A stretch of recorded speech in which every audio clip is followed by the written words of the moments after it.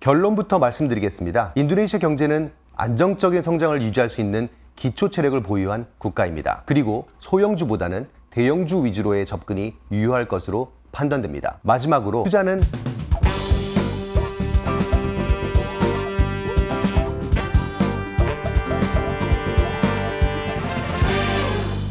미래에셋증권 인도네시아 법인 심태용 대표입니다.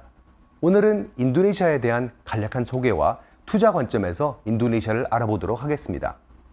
인도네시아라는 국가를 들었을 때 여러분들은 어떤 생각이 떠오르시나요? 우리나라 신혼부부의 신혼여행지로 높은 사랑을 받고 있는 발리, 세계문화유산으로 알려져 있는 보르부두르 사원 등이 떠오르실 겁니다. 하지만 투자 관점에서 인도네시아를 바라보면 매력적인 투자처가 보일 것이라고 생각됩니다. 인도네시아는 2억 7천만 명의 인구를 보유한 세계 4대 인구 대국이고 평균 나이가 29.7세로 한국의 43.4세 대비 월등히 젊은 층에 속합니다. 이러한 젊은 인구가 향후 창출할 수 있는 경제 부가가치는 인도네시아의 장기 성장을 이끌어갈 원동력이 됩니다. 아울러 인도네시아는 자원 부국입니다. 2차 전지 핵심 원재료인 니켈, 식물성 기름으로 다양한 식재료에 사용되는 팜유, 발전소 원료로 사용되는 석탄 등 다양한 산업에 필요한 천연 자원을 보유하고 있는 매력적인 국가입니다. 다음으로 인도네시아 경제에 대해 간략하게 소개해 드리겠습니다. 인도네시아 경제는 방대한 인구가 창출해내는 소비를 기반으로 5% 내외의 안정적인 성장을 유지해 왔습니다. 물가 상승률은 2022년 이후 상승 압박이 완화되면서 2023년 3% 미만의 성장률을 기록할 것으로 보입니다. 덕분에 인도네시아 중앙은행의 정책금리는 2023년 6%에서 2024년 5%까지 하향 안정화될 수 있을 것으로 전망됩니다. 인도네시아 경제 특징 중 가장 주목할 만한 것은 소비의 탄력성이 매우 낮다는 것입니다.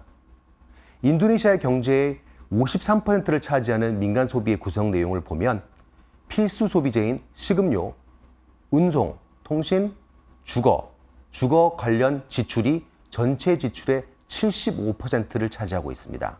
그렇기 때문에 안정적인 성장을 할 수가 있고 외부 변수에 상대적으로 둔한 것이 특징입니다.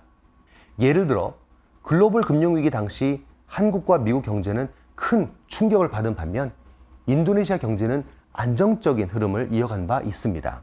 하지만 인도네시아의 기초체력이 튼튼한 것만은 아닙니다. 한국, 중국, 인도네시아의 1인당 GDP 추이를 살펴보면 한국의 경우 1988년 올림픽을 기점으로 가파른 성장세를 기록한 바 있습니다.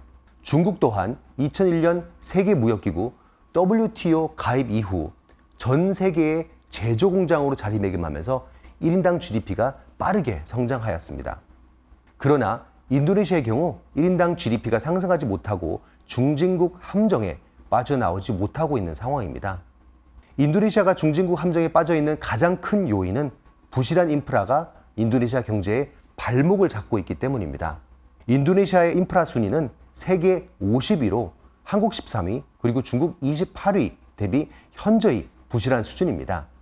인도네시아 곳곳의 고질적인 도로 정체와 부실한 항만 인프라를 보면 인도네시아가 중진국 함정에 빠진 이유를 이해할 수 있어 보입니다. 2014년 당선된 조코 위도도 대통령은 인도네시아의 문제점을 정확하게 파악하고 강도 높은 인프라 개선 정책을 펼쳤습니다. 과거 대통령과는 다르게 인프라 개발 관련 예산을 실질적으로 배정을 하고 집행을 해왔습니다. 그러나 2019년 말부터 시작된 집권 2기 직후 코로나19 여파로 인프라 개발 관련 재정 지출을 유지하는 데 많은 어려움을 겪었습니다. 인도네시아는 2024년 대선을 앞두고 있습니다. 프라보오, 간잘, 그리고 아니스 후보의 3파전이 될 것으로 전망되고 있습니다. 국민들은 조코 위도도 대통령으로부터 바통을 이어받아 정책의 안정성을 유지해 나갈 후보가 당선될 것으로 기대하고 있습니다. 다음으로 인도네시아 금융시장에 대해서 알아보도록 하겠습니다. 인도네시아와 한국을 간략하게 비교해 보도록 하겠습니다. 시가총액을 기준으로 한국 증시는 1.8조 달러인데 인도네시아는 7,180억 달러 수준으로 한국이 인도네시아에 비해 2.6배 큽니다.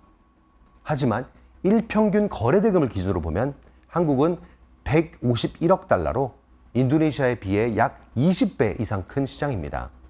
하지만 인도네시아가 월등히 작은 시장임에도 불구하고 증권사 수는 91개사로 한국보다 약 50%가 많습니다. 인도네시아 증시내 시가총액 상위 기업을 보면 은행, 유틸리티, 원자재 기업들이 다수 포진되어 있습니다. 밸류에이션 측면에서 보면 인도네시아는 PE 16.6배로 MSCI 이머징 마켓 평균 14.8배 대비 소폭 높은 수준을 유지하고 있습니다. 그러나 높은 성장 가능성을 보유하고 있는 점, 그리고 역사적인 관점에서 보면 현재 밸류에이션 수준은 크게 부담스러운 수준이 아니라고 생각됩니다.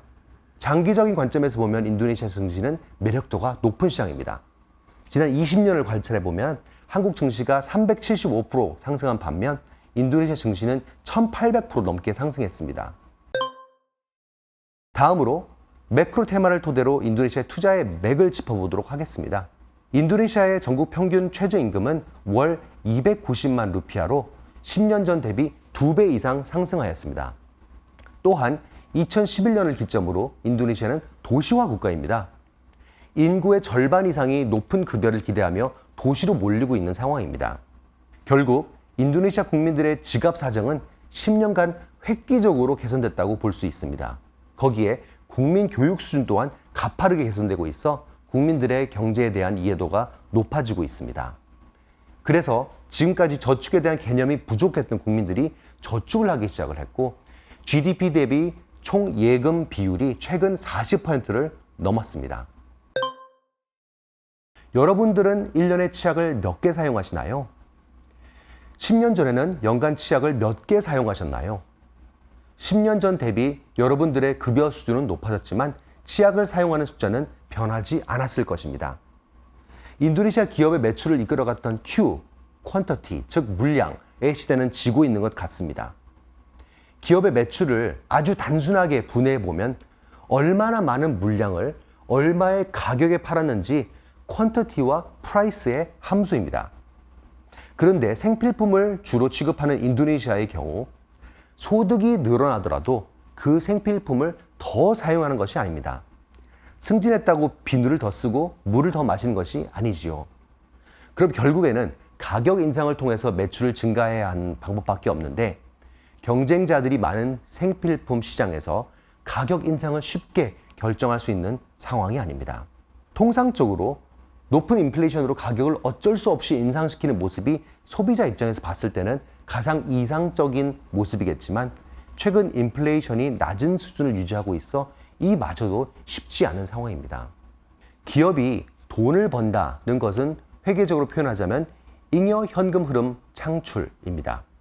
그런데 현금 흐름표를 보면 회사가 잉여 현금 흐름을 창출하고 나서 취할 수 있는 것은 오펙스, 키펙스, 배당 뿐입니다. 재미있는 사실은 인도네시아 진출한 글로벌 기업의 자회사들의 배당 성향을 보면 100% 내외 수준을 기록하고 있다는 점입니다. 글로벌 기업들 입장에서는 KPEX를 통해서 더욱 질 좋은 제품을 만들어 가격을 인상하기보다는 배당하는 모양새입니다. 인도네시아에 투자를 하실 때 배당 성향이 높은 우량 기업들을 발굴하여 투자하는 전략도 유효합니다. 마지막으로 인도네시아 국민들은 특정 브랜드에 대해서 높은 충성도를 보이고 있습니다. 미국에서 판매되는 시장 점유율 1위 치약은 크레스트 3D 화이트라는 제품인데 점유율 9%를 기록하고 있습니다. 반대로 인도네시아에서 가장 높은 시장 점유율을 기록하는 치약은 펩시던트로 점유율 82%를 기록하고 있습니다. 확연한 국민성의 차이가 나죠. 인도네시아 투자를 고려하실 때 중소형주보다는 브랜드 파워가 강한 대형주 위주로 관심을 갖는 것이 유효해 보입니다. 마지막으로 결론을 정리해 드리겠습니다. 인도네시아 경제는 안정적인 성장을 유지할 수 있는 튼튼한 기초 체력을 보유한 국가입니다. 2024년 새로운 대통령이 당선된 이후 부실한 인프라 개선을 통해 성장 가능성을 극대화하는 것이 관전 포인트가 될 것입니다. 인도네시아 금융시장은 한국 대비 월등히 작은 시장입니다.